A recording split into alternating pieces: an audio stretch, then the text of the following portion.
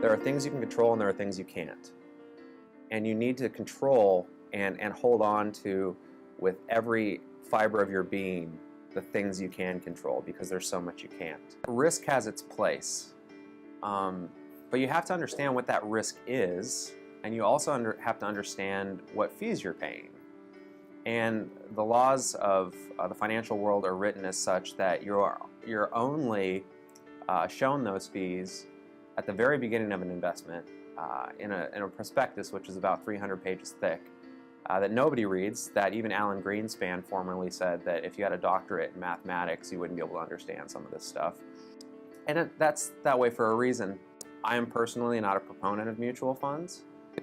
They are a watered-down version of something called the modern portfolio theory, which was written in 1952 by a guy named Harry Markowitz, and essentially what he said was that the ideal portfolio would be, let's hold 50% of your money in a stock that pays when it rains and 50% of your money in a stock that pays when it shines.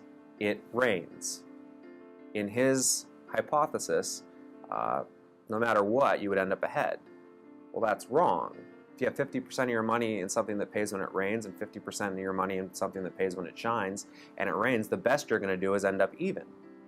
The problem with that is mutual funds, after banking went retail in the 1980s, mutual funds are a watered down version whereupon, number one, you're dealing with a salesman, so they just want to sell you something.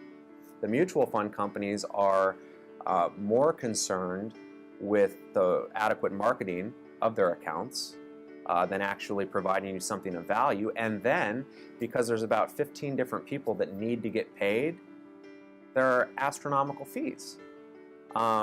So risk has its place, but if you're going to invest in something that has risk, you need to know that risk. You also need to know those fees.